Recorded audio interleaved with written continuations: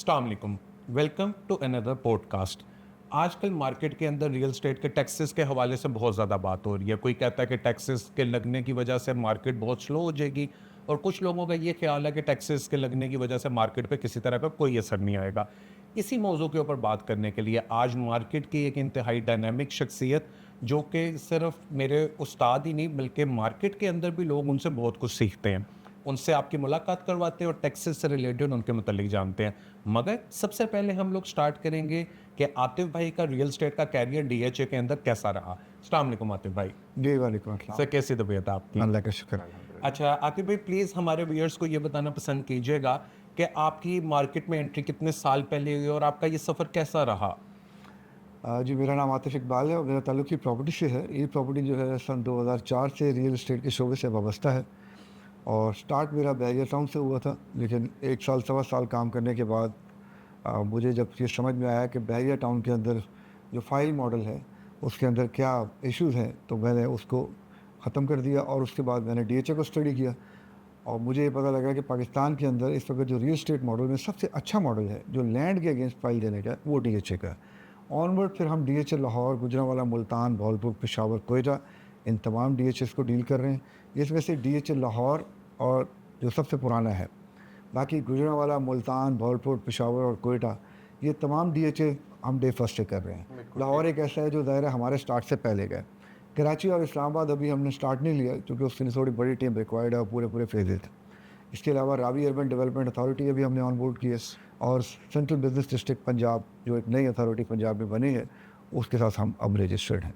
तो अल्हम्दुलिल्लाह 2004 से इस काम में सबसे अच्छा जो है हमने डीएचए की जो स्ट्रक्चर है, मॉडल है, उसी को देखा कि ये सबसे अच्छा और बेहतरीन। अच्छा, यहाँ पे मैं अपने व्यूअर्स के इन्फॉर्मेशन के लिए ये भी बताना चाहूँगा, मुख्तलिफ़ लोगों के मुख्तलिफ़ तरह के प्लेइंग ग्राउंड्स होते हैं। लाइक कुछ लोग सिर्फ डीएचए करते हैं या कोई एक फ़ेज़ करते हैं, कुछ सिर्फ प्राइवेट हाउसिंग सोसाइटीज़ करते हैं। आतिफ भाई का नाम मार्केट के अंदर इस वजह से भी बहुत इंपॉर्टेंट है कि ये डीएचए के ऑलमोस्ट तकरीबन कराची और इस्लामाबाद को छोड़ के तमाम सेक्टर्स करते हैं। इसके अलावा बहुत से लोग इनको मुख्तलिफ़ तरह के प्रोग्राम्स के अंदर भी इनवाइट करते हैं, ताकि वहाँ पे आके ये डिफरेंट तरह की रियल एस्टेट से रिलेटेड जो न्यू इन्फॉर्मेशन है या कोई नया प्रोजेक्ट लॉन्च हो रहा है, उससे मुतल्लिक भी इन्फॉर्मेशन जो है वो लोगों के साथ शेयर करें। इस पर्टिकुलर वीडियो के अंदर हम लोग क्योंकि टैक्सेस से रिलेटेड बात करने जा रहे हैं, तो आइए हम बल्कि मूव करते हैं टैक्सेस ही की तरफ। तो आतिफ भाई, प्लीज़ ये बताना पसंद कीजिएगा, आपका क्या टेक है इन टैक्सेस के ऊपर जो ये नए टैक्सेस आए हैं? बहुत शुक्रिया आपका फराज़ी। एक्चुअली मैं सबसे पहले तो थोड़ी-सी क्लासिफ़िकेशन करना चाहूँगा हमारे पाकिस्तान के अंदर रियल एस्टेट मॉडल की। जी, जी, बिल्कुल। तो दुनिया के अंदर तो रियल एस्टेट है, लेकिन पाकिस्तान में 2 मॉडल्स चल रहे हैं, रियल एस्टेट और फाइल एस्टेट। बिल्कुल ठीक सर। फाइल एस्टेट में हमारे पास फिर आगे फर्दर 2 क्लासिफ़िकेशन हम करते हैं। एक फाइल एस्टेट वो है जो कि लैंड के अगेंस्ट फाइल है और एक फाइल एस्टेट वो है जो कि प्रिंटिंग प्रेस मॉडल है।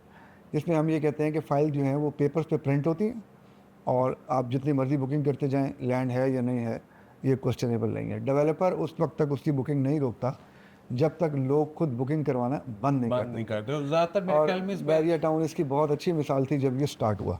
हमने वो वक्त भी देखा कि जब पर्ची के ऊपर भी फ़ाइलें बुक हुई। वो वक्त भी आ गया कि फॉर्म ख़त्म हो गए और पर्ची के ऊपर लिख के भी फ़ाइलें बुक हुई कि जी ये डाउन पेमेंट आ गई और ये इतने फ़ाइल हो गए। वो जो एक ज़ाहिर है बैरियर फॉर्म निकालता था। जी, वो ऐसा भी बिल्कुल। हुआ कि वो फॉर्म ख़त्म हो गए और अभी भी डिमांड आ रही है। तो फिर एक सफ़ेद पर्ची के ऊपर लिख के वो हो गया कि जी ठीक है, ये पैसे आ गए और उनका ये हो गया। ज़ाहिर है उन लोगों को फ़ाइल मिली, लेकिन मैं एक चीज़ समझाना ये चाह रहा हूँ कि इस तरीके से भी बुकिंग हुई। एक मॉडल हमारे पास डीएचए का है, जिसमें लैंड के अगेंस्ट फाइल आती है। हमें पता है कि डीएचए का जो एफिडेविट फाइल है, ना वो प्रिंट की जा सकती है, ना वो बनाई जा सकती है, बिल्कुल ऐसे ही। अनटिल अनलेस कि कोई शख्स अपनी लैंड डीएचए को दे और उसके बदले में डीएचए को फाइल जारी करता है। तो एक चीज़ इन दोनों मॉडल के अंदर जो बुनियादी फ़र्क है वो ये समझना ज़रूरी है कि डीएचए की जो फाइल है, ज़ाहिर है वो भी एक पेपर है, एक डॉक्यूमेंट है। उसका पोज़ेशन कब आएगा, उसकी डेवलपमेंट कब होगी, उसकी बैलेटिंग कब होगी, हमें ये चीज़ मालूम नहीं होती और ना ही हमें डीएचए की तरफ से ज़ाहिर है बताया जाता है। उसको भी हम थोड़ा-सा डिस्कस करेंगे आगे कि इस मॉडल में क्यों ऐसा है, इसकी लिमिटेशंस क्या हैं। लेकिन ये समझना ज़रूरी है कि उसके पीछे एटलीस्ट एक ज़मीन का वजूद है, जिसके अगेंस्ट वो फाइल जारी की गई। बिल्कुल ठीक है सर। दूसरी फाइल जो है वो प्रिंटिंग प्रेस वाली है, वो आप जितनी मर्ज़ी छाप लें, 500 छाप लें, 5000 छाप लें, 50,000 छाप लें, वो प्रिंटिंग प्रेस ने चलना और फाइल छपती जानी और बुकिंग होती जानी। इस वक्त जो हमारा मेन टॉपिक है वो जो कि टैक्सेस के लिए है, तो टैक्सेस मॉडल के अंदर ये समझना ज़रूरी है कि अब इन दोनों के ऊपर गवर्नमेंट के टैक्स अप्लाई हो रहे। हम जनरल कैटेगरी में या जनरल कैटेगराइजेशन करते हुए इस सब को रियल इस्टेट समझते हैं, लेकिन मैं इसको फाइल इस्टेट और रियल इस्टेट को अलग-अलग डिफरेंशिएट करता हूँ। रियल इस्टेट वो है जहाँ कोई वैल्यू ऐड हो रहा है। देखिए, इस वक्त मैं आपके ऑफिस में बैठा हूँ, एक प्लाजा बना हुआ है, ये वैल्यू एडिशन है, ये खाली प्लॉट नहीं है, यानी इसके ऊपर एक वैल्यू ऐड की गई। बिल्कुल। अच्छा, पहली वैल्यू एडिशन जो है वो डेफिनेटली एक हाउसिंग सोसाइटी की डेवलपमेंट होती है, लेकिन ये भी इतनी इम्पॉर्टेंट नहीं है जितना इस वक्त दूसरी वैल्यू एडिशन, जिस तरह कोई प्लाजा, कोई अपार्टमेंट, कोई घर, कोई बिल्डिंग, कोई फैक्ट्री, कोई ऑफिस, समथिंग लाइक दैट, यानी कुछ कंस्ट्रक्शन है। ये हमें बार बार हम अपने बड़ों से भी सुनते हैं जी कि रियल इस्टेट सेक्टर एक ऐसा है जिससे बहुत सारी इंडस्ट्रीज रिलेट करती है। जब ये चलता है तो वो सारी इंडस्ट्रीज चलती हैं, मगर यहाँ यही पॉइंट इम्पॉर्टेंट और समझने वाला है कि वो फिर होनी भी तो रियल इस्टेट चाहिए ना, यानी कंस्ट्रक्शन इंडस्ट्री की बात हो रही है। फाइल स्टेट के चलने से पाकिस्तान की इकोनॉमी नहीं चलती। और सर बल्कि फाइल स्टेट में तो भी रिसेंटली स्टेट बैंक की रिपोर्ट के मुताबिक 2 खरब रुपए का लोगों को लॉस हो चुका हुआ है। एग्जैक्टली, बल्कि फाइल स्टेट इस वक्त पाकिस्तान में वो बिज़नेस है जिसको मैं काफ़ी अर्से से कहता आ रहा हूँ, हालांकि मैं ज़ाहिर खुद भी इस सारे बिज़नेस के अंदर इन्वॉल्व हूँ, लेकिन मैं ये समझता हूँ कि ये वो बिज़नेस है जो पाकिस्तान की इकोनॉमी को इस वक्त बुरी तरह मुतासर कर रहा है, जो सिर्फ फाइल स्टेट है। हाँ, जो रियल इस्टेट है वो डेफिनेटली, जिस तरह पाकिस्तान की बहुत सारी इंडस्ट्री, कुछ तकरीबन 40 या इससे लगभग इससे प्लस इंडस्ट्रीज जो हैं इसके साथ रिलेट करती हैं, और डेफिनेटली जब रियल इस्टेट चलती है तो यकीनी तौर पर ये सारी इंडस्ट्रीज भी चलती हैं। अब हम टैक्सेस की बात कर लें तो इस वक्त गवर्नमेंट ने, मेरे जो इसमें मौक़िफ़ है वो यही है कि गवर्नमेंट ने जो सबसे बड़ी गलती की है वो ये की है कि फाइल स्टेट और रियल इस्टेट को डिफ्रेंशिएट किए बगैर सबके ऊपर एक जैसे टैक्सेस अप्लाई करती हैं, जबकि होना तो ये चाहिए था कि वो रियल इस्टेट को रिलैक्स करते और इसके ऊपर सब्सिडी देते, इस पर टैक्सेस कम करते, ताकि लोग जो हैं वो रियल इस्टेट की तरफ मूव हो, वैल्यू एडिशन की तरफ मूव हो, बजाय कि वो कागज़ वाली जो डॉक्यूमेंट, मतलब जो हमारी कागज़ वाली फाइलें हैं उसकी मार्केट में ट्रेड हो। उसको बेशक उस पर टैक्सेस लगाते, सब कुछ करते, लेकिन इसके ऊपर उनको टैक्सेस में रिलैक्सेशन देनी चाहिए थी। ये तो हमारा पहला एक बुनियादी मौक़िफ़ है। इस वक्त हमारे जो टैक्सेस हैं वो ऑलरेडी आपको पता है कि पहले एडवांस टैक्स जो हम परचेज़र का दे रहे थे वो 3% फाइलर का था, और जो नॉन फाइलर का था वो 10.5% था, और इसी तरह जो हम एडवांस टैक्स सेलर की तरफ से दे रहे थे वो 3% फाइलर का था और नॉन फाइलर का 6% था। इसके अंदर अब जो चेंजेस आई हैं वो मैं थोड़ा सा आपको एक्सप्लेन कर देता हूँ कि 5 करोड़ तक जो प्रॉपर्टीज़ हैं उसके ऊपर अभी भी ये 5 करोड़ या इससे कम की प्रॉपर्टीज़ पर फाइलर का टैक्स जो है वो 3% ही है, और नॉन फाइलर का उसी तरह जो हमारे पास आ रही है लिस्ट में वो तकरीबन 12% है, जो कि पहले 10.5% था।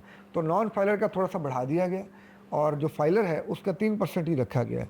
अच्छा, ये एक जो स्टेप है इसको मैं अप्रिशिएट करना चाहूँगा गवर्नमेंट की तरफ से कि इन्होंने इसको स्लैब में कन्वर्ट कर दिया। ये एक अच्छी बात है कि जो कि कम बजट की, लो बजट की प्रॉपर्टी है उसके टैक्सेस को वही रखा गया है, और अगर 5 करोड़ से 10 करोड़ के दरमियान प्रॉपर्टी है तो फिर जो फाइलर का टैक्स है वो 3.5% है, और अगर 10 करोड़ से ऊपर चली जाती है तो फिर जो फाइलर का टैक्स है वो 4% तक कर दिया गया। यहाँ ये चीज़ समझना ज़रूरी है, जो बहुत सारे लोग अभी इस पॉइंट को मिस कर रहे हैं कि ये टैक्सेस सिर्फ रेशियो नहीं बढ़ी, बल्कि इस साल के आखिर में जब ज़ाहिर है अगला साल स्टार्ट होगा तो हमें पता है कि FBR रेट भी बढ़े, इंक्रीज कर जाए, बिल्कुल। तो उनका इम्पैक्ट जो है वो भी आएगा, ना सिर्फ रेशियो बढ़ेगा बल्कि प्लस उसके साथ साथ जो FBR की वैल्यू बढ़ेगी वो बढ़ेगा। एक और बहुत इंपॉर्टेंट चीज़ जो अभी इसमें ऐड हुई है वो है 15% गेन टैक्स। बिल्कुल, ये एक नई चीज़ है, इसके ऊपर भी बड़ी डिबेट है आजकल। ये बड़ी डिबेट है। एक तो लोगों को कन्फ्यूजन ये हो गई थी, हमारे यहाँ अमूमन जो हमारे रियल्टर भाई हैं वो ये समझते हैं कि हम ट्रांसफ़र के वक्त जो टैक्स देते हैं, जिसको हम 236 के या 236 सी भी कहते हैं, उसको आम अल्फाज में ना मार्केट में क्लाइंट को भी यूँ बताया जाता है जी गेन टैक्स है ये। That is actually a gain tax, but वो जो हम एडवांस में पे कर रहे होते हैं at the time of sale और परचेज, वो गेन टैक्स का एक पार्ट है, एक पोर्शन है, वो फाइनल गेन टैक्स लाइबिलिटी नहीं है। बिल्कुल समझ रहे हो। आपका टैक्स वहाँ डिस्चार्ज नहीं हो रहा, फाइनल लाइबिलिटी आपकी डिस्चार्ज होती है साल के आखिर में। बिल्कुल जब साल के आखिर में आपकी बिजनेस इनकम तमाम कैलकुलेट होती है और पता लगता है कि आपने ये बिज़नेस किया, ये आपने कैपिटल इन्वेस्टमेंट की, ये आपकी शेयर की इन्वेस्टमेंट थी, और टोटल जहाँ भी आपका, लेट्स से एग्रीकल्चर में भी आपने कुछ कर रहे थे आप, वो टोटल इनकम आपकी इकट्ठी की जाती है कि ये आपकी टोटल इनकम कैलकुलेट हुई और नेट प्रॉफिट आपका ये आया, उसके ऊपर आपका ये टैक्स बनता है। वो जो टैक्स है उसके अंदर जो आप एडवांस इंस्टॉलमेंट की शक्ल में प्रॉपर्टी ख़रीदते वक्त, गाड़ी ख़रीदते वक्त, मोबाइल्स की शक्ल में, इलेक्ट्रिसिटी की शक्ल में, या और भी कोई यूटिलिटी बिल जिस पे government with holding tax advance लेती है, वो सारे के सारे फाइलर के लिए एडजस्टेबल हैं। बिल्कुल हाँ, ठीक है। नॉन फाइलर के लिए इसमें कोई भी चीज़ जो है वो एडजस्टेबल नहीं। यहाँ मैं एक चीज़ ऐड करना चाहूँगा कि पूरी दुनिया में हम, या शायद कोई एक आधा और मुल्क हो, मेरे इल्म में नहीं है, हम उन ममालिक में हैं या वो मुल्क हैं जहाँ नॉन फाइलर एक कैटेगरी के तौर पे ट्रीट किया जाता है, जबकि पूरी दुनिया में नॉन फाइलर होना क्राइम है, बिल्कुल कैटेगरी नहीं है। जबकि हमारे यहाँ इसको कैटेगराइज किया गया है। कैटेगराइज किया जैसे गया मेरे सामने टैक्स लिस्ट अभी नहीं पड़े हुए रेट, और हमें नज़र आ रहा है कि अगर फाइलर परचेज कर रहा है तो 3% टैक्स दे रहा है, और अगर नॉन फाइलर परचेज कर रहा है तो वो 12% दे के भी परचेज कर सकता है। अच्छा हाँ, इसमें मैं ऐड करना चाहूँगा आतिफ भाई, आपने भी बल्कि देखा होगा बड़ी मीम्स आजकल चल रही हैं नॉन फाइलर्स के हवाले से फेसबुक वगैरह के जी ऊपर बिल्कुल। कि जी नॉन फाइलर्स को तो गोली मारने का इन अदर वर्ड्स हुक्म दे दिया गवर्नमेंट ने। ऑब्वियसली इट्स अ यानी कि जो का साइड, मगर द थिंग इज के इस वक्त गवर्नमेंट जो है वो नॉन फाइलर्स को डिस्करेज कर रही है कि वो किसी भी तरह की गाड़ी, प्रॉपर्टी, कुछ भी इस तरह की चीज़ को परचेज ना कर सकें। सो ये कहना यहाँ पे कि किसी तरह का कोई इम्पैक्ट नहीं आया, ये बिल्कुल गलत होगा। ऑब्वियसली जैसे जैसे हम लोग आगे जाएंगे 1-2 महीने के बाद, जब इन चीज़ों की इम्प्लीकेशंस आ जाएंगी, सारा कुछ होगा, तो हमें ज़्यादा बेहतर तरीके से पता डेफिनेटली चलेगा। इसका मार्केट में ज़रूर इम्पैक्ट आएगा, और वो ऑलरेडी लोगों को नज़र आ रहा है। ये जो 15% गेन टैक्स है, इसको मैं थोड़ा सा एक्सप्लेन कर दूं कि इसके ऊपर जो जुमला लिखा हुआ है उसकी ज़ाहिर लॉ की इंटरप्रिटेशन तो अथॉरिटीज़ नहीं करनी होती है, या कोर्ट करती है अगर कोई डिस्प्यूट आ जाए। लेकिन अभी जो इस पर सेंटेंस लिखा हुआ है उसका मतलब तो ये है कि वो तमाम प्रॉपर्टी जो 1 जुलाई या इसके बाद एक्वायर की जाएंगी या परचेज़ की जाएंगी, उनके ऊपर ये एप्लीकेबल है। अगर तो ये जुमला ऐसे ही है तो जाहिर है उसमें एक चीज़ की तो लोगों को रिलैक्सेशन मिल जाएगी कि एटलीस्ट जो प्रॉपर्टी 30 जून 2024 तक खरीद ली गई या उससे पहले खरीदी हुई हैं, उन पे ये लॉ एप्लीकेबल नहीं होगा। बिल्कुल ठीक है। लेकिन यहाँ मैं एक चीज़ ऐड करना चाहूँगा कि जब उन पे लॉ एप्लीकेबल नहीं होगा तो इसका मतलब ये है कि 1 जुलाई के बाद लोग FBR वैल्यू के ऊपर प्रॉपर्टी परचेज नहीं करेंगे, बल्कि लोग अपनी फेयर मार्केट वैल्यू शो करेंगे। क्योंकि अगर उन्होंने उसी तरह पुराने पैटर्न की तरह FBR वैल्यू को ही as a purchasing price show कर दिया प्रॉपर्टी की, तो बाद में जब वो बेचेंगे तो जाहिर है वो गेन उनका बढ़ेगा, और उस गेन के ऊपर उनको 15% टैक्स देना पड़ेगा। तो इसका एक पॉजिटिव इम्पैक्ट ये ज़रूर होगा कि लोगों को फेयर मार्केट वैल्यू डिक्लेयर करनी पड़ेगी।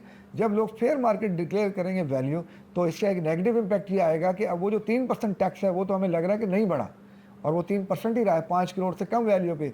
लेकिन चूंकि अब आप फेयर मार्केट वैल्यू शो कर रहे हैं, फॉर एग्जांपल एक प्रॉपर्टी जो आज FBR वैल्यू में 2 करोड़ है, लेकिन फेयर मार्केट वैल्यू उसकी 4 करोड़ है, तो उस वक्त आप मजबूर हो जाएंगे 4 करोड़ ही शो करने पर। क्योंकि अगर आप 2 करोड़ शो करते हैं और उस पर परचेज करते हैं और बाद में आप उसको बेचते हैं, तो FBR वैल्यू तो हर साल बढ़ती है, तो आपका ऑटोमेटिकली गेन जो है गेन का डिफरेंस बहुत ज़्यादा बढ़ता चला जाता है। तो आप अल्टीमेटली यही करेंगे कि उसको फेयर मार्केट वैल्यू पे अपने आप को शो करेंगे। जब आप शो करेंगे फेयर मार्केट वैल्यू के ऊपर, तो डेफिनेटली 3% टैक्स जो है वो भी आपको फिर उसी वैल्यू के ऊपर देना पड़ेगा। क्योंकि जो भी आप परचेजिंग रेट शो करते हैं गवर्नमेंट के रिकॉर्ड के मुताबिक आपको टैक्स उसी पर देना पड़ता है। अगर आपने FBR वैल्यू शो की है तो FBR वैल्यू पर देना पड़ेगा, या जो आपने शो की जैसे परचेजिंग प्राइस मैंने बताया 4 करोड़, तो फिर 4 करोड़ के हिसाब से आपको 3% टैक्स जो है वो उस पर पे करना पड़ेगा। अच्छा, इसके अलावा हम आतिफ भाई से एक और चीज़ ये भी पूछते हैं कि आतिफ भाई आजकल आपने एक और चीज़ देखी होगी मार्केट में, एक और पेपर बड़ा ट्रैवल कर रहा है जिसमें ऑन टाइम फाइलर और लेट फाइलर का भी सीन है। ये क्या स्पेकुलेशन है, क्या इसमें कोई कंफर्मेशन आ चुकी हुई है गवर्नमेंट की तरफ से? नहीं, रियल एस्टेट के ऊपर अब इस वक्त सोशल मीडिया के ऊपर ज़ाहिर है ये काफ़ी, मैंने भी अभी तक न्यूज़ देखी है, लेकिन मेरे पास अभी कंफर्म सोर्स में अवेलेबल नहीं है ऐसी कोई न्यूज़। उसमें जो कहा जा रहा है वो यही है कि जो शख्स टाइम पे फाइल करेगा, जैसे एक डेडलाइन होती है फाइल सबमिट करने की कि आपने रिटर्न फाइल करनी है और ये उसकी डेडलाइन है, जब आप उस पर नहीं सबमिट करते ना तो आप इनएक्टिव फाइलर हो जाते हैं। होते आप फाइलर हैं बट उसकी टर्मिनोलॉजी जो वो इनएक्टिव फाइलर है। तो उसके लिए गवर्नमेंट ने एक किया है कि उसको अब एज ए एक जुर्माना के तौर पर उसके ऊपर थोड़ा सा बढ़ा दिया जाएगा। एक है नॉन फाइलर, वो तो ऑल टुगेदर फाइलर है ही। जी बिल्कुल। लेकिन इसकी अभी तक कोई कंफर्मेशन नहीं है, आई होप तो कि कुछ दिनों के अंदर इसकी भी क्लैरिटी आ जाए। और आतिफ भाई अभी तक हम लोगों ने जितने भी बात की है ना, मेरे ख्याल में अभी क्योंकि ये सिर्फ प्रपोज्ड बजट है, इस पे पास भी अभी होना है, तो बहुत सी शायद ऐसी चीज़ें हैं जो कि गवर्नमेंट अभी चेंज कर भी सकती है, क्योंकि ये अभी फाइनल बजट पास होके आया तो है नहीं, तो वो तो ऑब्वियसली हमें 1 जुलाई 2024 को ही पता चल रहा होगा कि क्या चीज़ें इन्होंने यानी कि की और क्या नहीं की हैं। बिल्कुल आपकी बात सही है। मैं इसको थोड़ा सा आगे लेके चलूँगा कि 1 जुलाई से पहले ही पता लग जाएगा जब बिल पास हो जाएगा। बिल्कुल ठीक अभी 30 जून से पहले उन्होंने इस बजट को पास करना है। बजट जब भी प्रेज़ेंट किया जाता है तो वो हमेशा प्रपोज़्ड होता है। उसके बाद थ्रू लेजिस्लेशन असेंबली में मेजॉरिटी के साथ इसको पैरा मेंबर जितने भी असेंबली के मेंबर्स हैं उनसे अप्रूवल ली जाती है। अगर मेजॉरिटी जो रिक्वायर्ड है वो इसको अप्रूव करेगी तो ये अप्रूव हो जाएगा, और अगर इसको रिजेक्ट कर देगी तो ये बजट रिजेक्ट हो जाएगा। दायरा इसके अंदर चेंजेस होगी, लेकिन रिजेक्शन आज तक हमें देखने में आई नहीं। हमारे पाकिस्तान में जो पॉलिटिशियंस हैं वो इतने अभी तक कर नहीं रखते कि वो IMF के आए हुए किसी भी बजट को वो इस तरह से रिजेक्ट कर दें। अल्टीमेटली बजट जो है वो अप्रूव हो ही जाता है थोड़े बहुत चेंजेस के साथ। तो आई होप सो कि गवर्नमेंट ने इसके अंदर जो भी ये रियल एस्टेट सेक्टर के अंदर टैक्सेस लगाए हैं, इसमें चूँकि हमारी काफ़ी रिजर्वेशन हमारी जो बॉडीज़ हैं, एसोसिएशन हैं, उनकी तरफ से भी जा रही हैं, और भी बहुत सारे प्लेटफॉर्म से ये चीज़ें डिस्कस हो रही हैं, तो इसके अंदर कुछ ना कुछ गवर्नमेंट जो है रिलैक्सेशन देगी। मेरा जो मौक़िफ़ है वो यही है कि अगर आपको क्रश करना ही है तो आप फाइल स्टेट बिजनेस को क्रश करें, लेकिन जहाँ वैल्यू ऐड हो रही है, रियल एस्टेट है, वहाँ तो आपको लोगों को फैसिलिटेट करना चाहिए, वहाँ तो आपको उल्टा सब्सिडाइज करना चाहिए ताकि लोग रियल एस्टेट की तरफ कन्वर्ट हों। हमारे यहाँ एक बहुत बड़ा इकोनॉमिक हमारा हिस्सा जो है वो इस वक्त फाइल बिजनेस के अंदर चल रहा है। तो थोड़ा सा हम डिस्कस कर लेते हैं इसी तरह जो सेलर की साइड है। जी प्लीज़। पहले हमने परचेजर की साइड देखी, तो सेलर की साइड के ऊपर जो फाइलर है वो बेचते वक्त उसी तरह 236C जो है वो 3% ही देगा अगर 5 करोड़ से कम की प्रॉपर्टी है। 5 से 10 करोड़ तो 3.5%, और अगर 10 करोड़ से ऊपर है तो वो 4% देगा। ठीक है सर। तो फाइलर के केस में तो कोई इतना बड़ा फ़र्क नहीं आया, लेकिन यहाँ भी नॉन फाइलर को थोड़ा सा गवर्नमेंट ने क्रश करने की कोशिश की है। नॉन फाइलर पहले भी अगर तो प्रॉपर्टी जो थी नॉन फाइलर था तो 6% देता था, लेकिन अब स्लैब में कन्वर्ट कर दिया कि 5 करोड़ से नीचे की प्रॉपर्टी है तो वो 6% देगा, 5 से 10 करोड़ है तो 7% देगा, और अगर 10 करोड़ से ऊपर चली जाती है तो वो 8% देगा। अच्छा, इसके अंदर भी शायद कोई इतना बड़ा चेंज नहीं है, लेकिन एक्चुअल चेंज जो है वो गेन टैक्स के अंदर ही है। अगर फाइलर है तो वो गेन टैक्स 15% है, लेकिन अगर नॉन फाइलर है तो it can go up to 45% तक स्लैब जा रहा है। अब 45% तक का गेन जो है ये एक बहुत गेन टैक्स जो है ये एक बहुत बड़ा टैक्स है। ये बिल्कुल ऐसे ही जैसे आप एग्जांपल के तौर पर 1 लाख रुपया उस पर गेन लें तो 45,000 रुपया आप गवर्नमेंट को टैक्स की शक्ल में अदा कर देंगे, यानी ऑलमोस्ट 50%। ये तो बहुत, यानी कि इसको ये नहीं हम कह सकते हैं कि ये तो बिल्कुल अचीवेबल चीज़ ही नहीं है कि आप किसी से 45% टैक्स यानी कि मान लें। अब मेरा ख्याल है कि जी अगर हम थोड़ा सा अपना ये फाइलर और नॉन फाइलर के इशू को थोड़ा स्टडी करना शुरू करें तो सन 2012 से ये गवर्नमेंट एफर्ट्स कर रही है। एक उस वक्त भी लॉ आया था और उसमें बताया जा रहा था कि जी आपका जो नेशनल आइडेंटिटी कार्ड नंबर है यही अब आपका नेशनल टैक्स नंबर होगा। अभी आपको पता है हमारा नेशनल टैक्स नंबर एक सेपरेट नंबर होता है। जी बिल्कुल। लेकिन तो या जैसे होने जा रहा है मुझे नज़र आ रहा है वो ये कि गवर्नमेंट अब इसको ट्रूली इम्प्लीमेंट करने जा रही है जैसा कि इसको होना चाहिए ट्रूली स्पिरिट के साथ, चूँकि अभी तक ये इम्प्लीमेंट नहीं हो पा रहा था। सन 2012 से इसकी कोशिश की जा रही थी। ये बात तो एक फैक्ट है कि एक्चुअली जिस तरह मैंने पहले भी कहा कि नॉन फाइलर पाकिस्तान में एक कैटेगरी के तौर पर ट्रीट होता है, हालांकि पूरी दुनिया में नॉन फाइलर होना एक क्राइम है। तो इसको तो मैं अप्रिशिएट करूँगा कि अगर हम डॉक्यूमेंटेड इकोनॉमी की तरफ जा रहे हैं ये अच्छी बात है। लेकिन अगेन वही कि हमारा जो फाइल सिस्टम पाकिस्तान के अंदर इस वक्त चल रहा है उसमें बहुत सारी जो फाइल्स हैं या इशू है वो यही है सबसे बड़ा कि वो बहुत ज़्यादा डॉक्यूमेंटेड इकोनॉमी में आती नहीं। प्राइवेट डेवलपर्स की फ़ाइल हैं उनकी इंटरनल ट्रांसफ़र हो रही होती हैं, फ़ाइल मार्केट में ओपन ट्रेड हो रही होती हैं, क्योंकि वो एक पेपर फाइल है, ना उसकी कोई पीछे ज़मीन मौजूद है ना उसका कोई वजूद है, और ओवर सेलिंग जिसको हम मार्केट में कॉमन लफ्ज़ यूज़ करते हैं, वो फाइलें जो मार्केट में ट्रेड होती हैं वो एक बहुत बड़ा ऐसा मतलब अमाउंट है बिजनेस की पाकिस्तान के अंदर जो कि डॉक्यूमेंटेड इकॉनमी के अंदर नहीं आती। अच्छा, एटलीस्ट जो रियल इस्टेट है वहाँ पर तो मेरा ख्याल है कि आप कोई ऐसी चीज़ नहीं रहेगी जो कि जिसमें कोई टैक्स पे ना करता हो, चाहे वो DHA है चाहे वो बहरिया है। जो भी पोजेसन प्लॉट्स हैं जहाँ कोई ना कोई वैल्यू ऐड हो रही है वहाँ कम से कम गवर्नमेंट को टैक्सेस जो है वो जा रहे हैं। फाइल स्टेट ही इस वक्त पाकिस्तान में एक ऐसा बिजनेस है जो अभी भी इस टैक्स नेटवर्क से बाहर है। बिल्कुल ठीक हो गया। आतिफ भाई के साथ बात करके हम लोगों को टैक्सेस से रिलेटेड, और नो डाउट हमारा टॉपिक तो नहीं था फाइल्स का, मगर फाइल से रिलेटेड भी हमें बहुत सारी इन्फॉर्मेशन मिली है। मैं बल्कि आपको इसी व्लॉग में ये भी बताना चाहूँगा, जल्द ही हम लोग आतिफ भाई के साथ एक और सेशन करेंगे जो कि टोटली सिर्फ और सिर्फ फाइल से रिलेटेड होगा, जिसके अंदर हम लोग DHA और प्राइवेट सेक्टर की फाइल्स को डिस्कस करेंगे।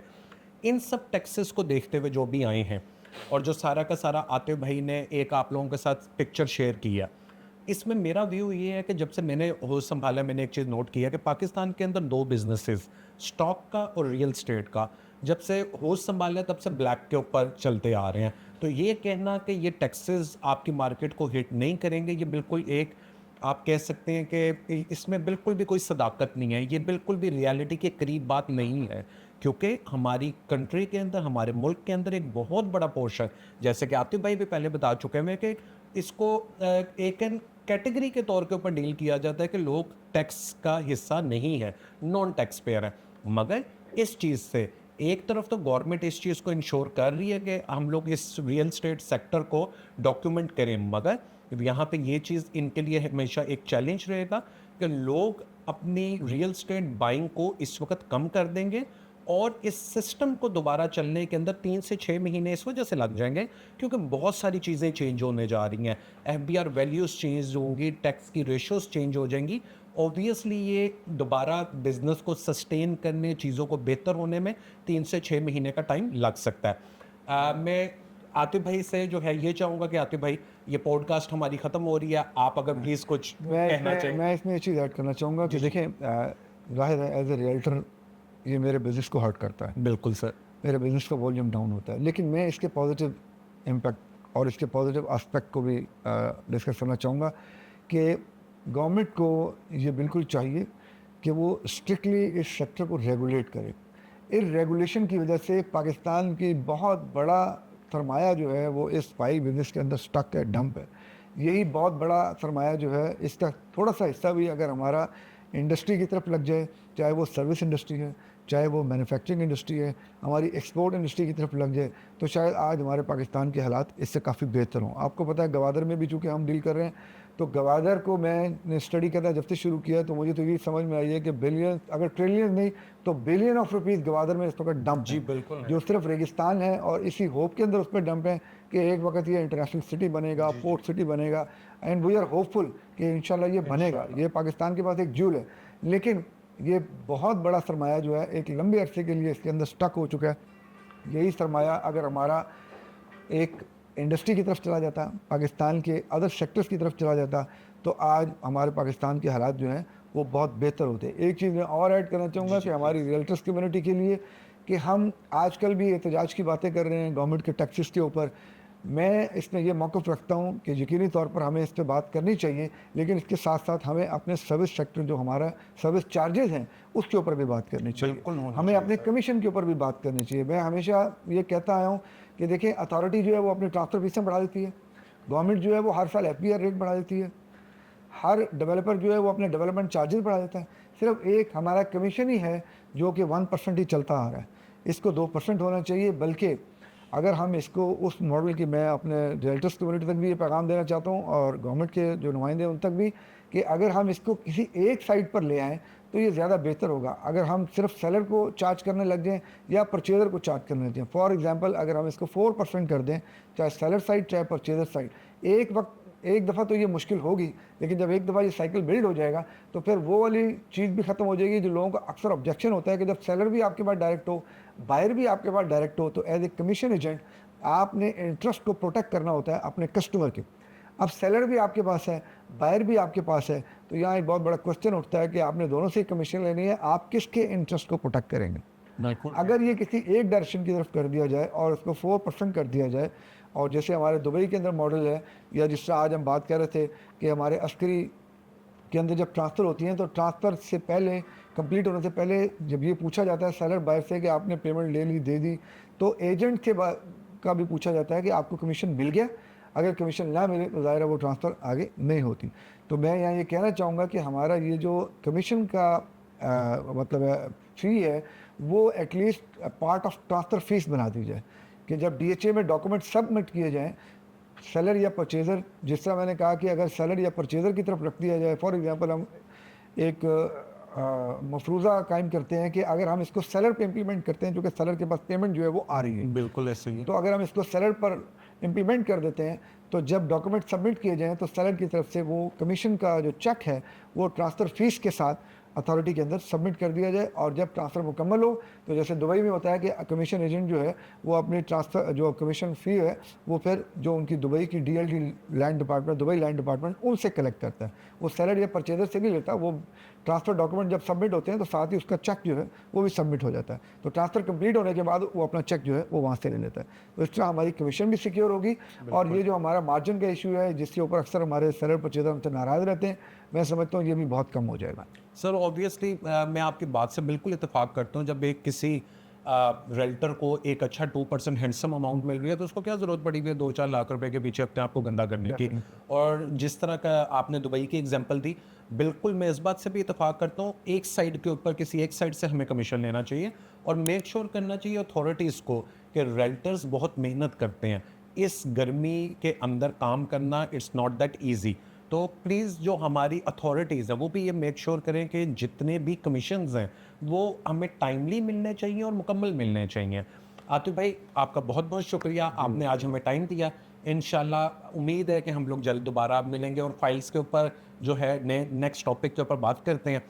सो व्यूअर्स, ये था हमारा आज का पॉडकास्ट जिसके अंदर आपने रियल स्टेट के ऊपर लगने वाले न्यू टैक्सेस से मुतालिक डिफरेंट काइंड ऑफ इंफॉर्मेशन जो हैं वो आप तक पहुंची। अगर आपको ये वीडियो अच्छी लगी है तो please like subscribe my channel. Thank you so much for the next time.